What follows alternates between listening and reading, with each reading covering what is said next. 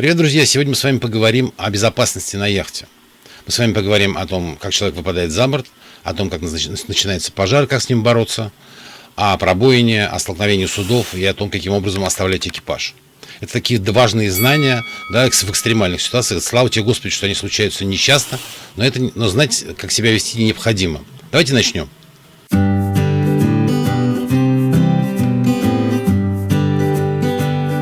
Даже великие яхтсмены иногда погибают, потому что море – это очень серьезная вещь. Эрик Табарли, самый, наверное, известный французский яхтсмен, погиб 13 июня 1998 года недалеко от Великобритании, выпав с борта своей собственной яхты. И жена не смогла, он был пристегнут, и жена не смогла просто вытащить его на борт. Джон Фишер в последней гонке Volvo Ocean Race был смыт за борт за счет поворота фордевинд. Получила гигом по голове, и тело даже не было найдено. Его искали в течение суток, после чего Volvo Ocean Race выпустила коммюнике, что, учитывая температуру воды в 8 градусов, экстремальное волнение и время, мы вынуждены считать его пропавшим без вести. Предупредить падение человека за борт легче, чем его спасать. И об этом следует сразу рассказать своему экипажу. Яхта, идущая трехузловым ходом, за минуту проходит только около 100 метров, да? Поэтому плыть за яхтой бессмысленно.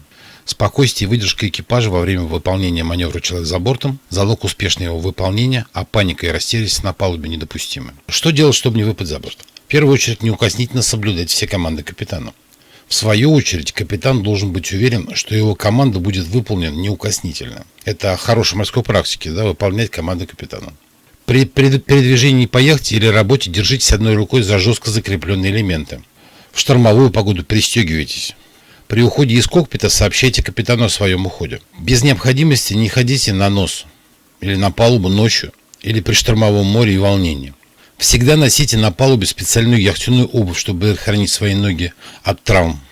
При купании с яхты не отплывайте далеко, потому что может быть течение. Не находитесь на палубе в одиночку в ночное время суток. Это крайне опасно, если вы выпадете за борт, никто вас даже не узнает, что вы выпали за борт. Не справляйте естественные надобности с кормы яхты. Более 60% тел, которые находят в море, находятся с расстегнутой ширинкой. Не висите на шкотах стакселя при штормовой погоде.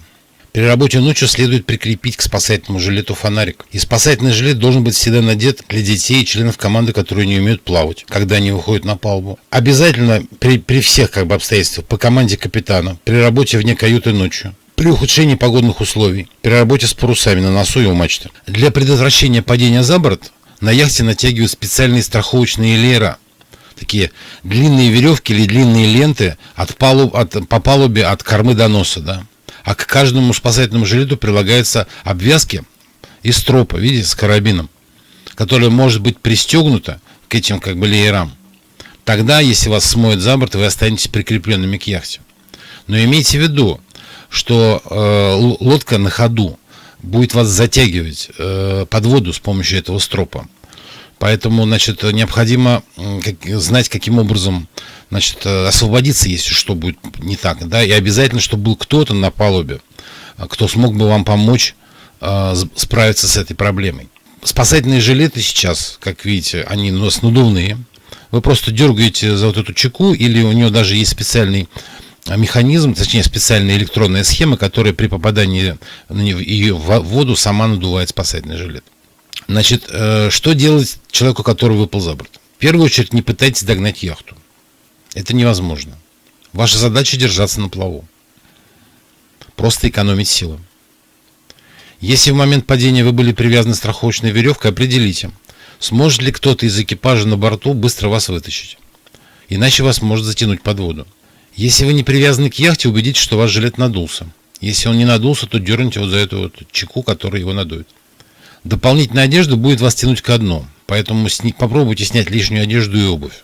Если вы носите персональный датчик локатора, включите его как можно быстрее. Джон Фишер, у него был персональный датчик локатора, и даже его с датчиком локатора не нашли. В случае, когда за борт выплыл несколько человек, сделайте так, чтобы найти друг друга. Привлекайте внимание, используйте фонарик, фальшфейер, свисток, просто махайте руками. Но главное, не махайте руками постоянно, да. Вы должны привлекать себе внимание в тот момент, когда есть кто-то рядом, да.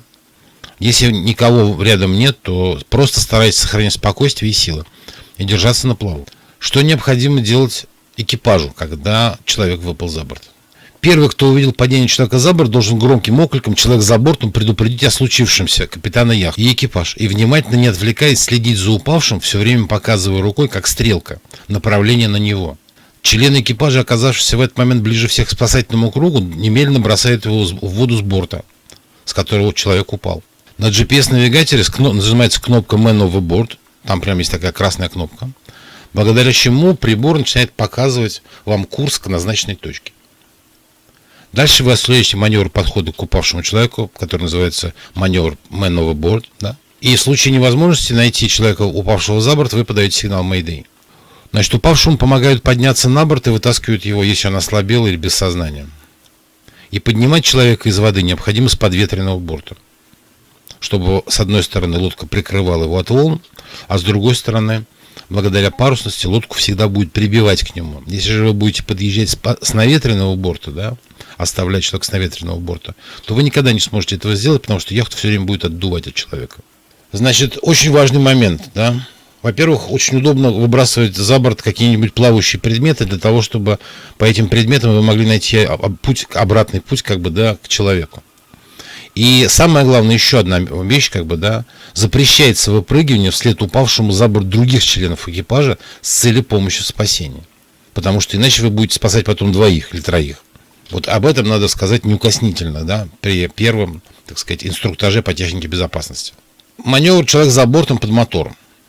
Вот вы идете, допустим, курсом 30, да, как только человек упал за борт, вы уваливаетесь, да, то есть начинаете ехать вот более полно, как бы, к ветру, да, если вы ехали под парусами, но в данном случае под мотором, поэтому вы просто забираете вправо, да. С одной стороны, вы убираете мотор, как бы, да, двигатель, как бы, да, от человека за бортом. С другой стороны, вы уходите на так называемую циркуляцию, да, то есть на тот радиус, на котором вы сможете максимально быстро повернуть в обратную сторону. И когда у вас яхта, значит, разворачиваясь, занимает обратный курс, а обратный курс — это курс обратный 30, да, то есть 30 плюс 180, то есть 210, да. Вы таким образом, как бы, значит, встали на 210 и поехали по прямой. 210 он должен вас привести прямо практически в ту точку, где у вас находится человек, выпавший за борт. Называется маневр Вильямсона или Бутакова. Человек за бортом под парусом и мотором, да.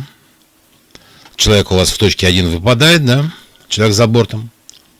Дальше вы сразу после этого делаете поворот оверштаг.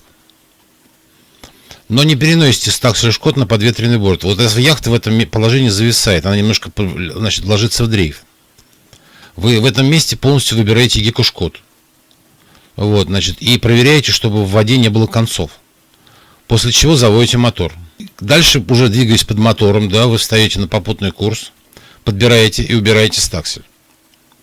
Здесь у вас, видите, грот у нас с вами уже в ДП стоит. Под двигателем возвращаетесь к человеку обратно. Проезжая мимо него, кричите ему о том, что скоро вы вернетесь, и кидаете ему спасательный круг. Еще отъезжаете метров на 60-70 от человека, да, и по циркуляции, по минимальному радиусу разворачиваетесь таким образом, чтобы подъехать к нему против ветра и оставив его с подветренного борта. Останавливаете яхту в нейтраль, у вас стоит грот, у вас потихонечку у вас будет наваливать на него. Соответственно, он сможет подплыть, как бы, либо выбраться, да, либо кидаете ему линь и подбираете его с подветренной стороны. Вот человек за бортом под парусами. Вот он падает у вас, да, в точке 1, да, ушли в лавировку. Первое, что вы делаете, вы сразу встаете на курс бакштаг. То есть уваливаетесь до бакштага. Проходите 3-4 корпуса, делаете поворот оверштаг.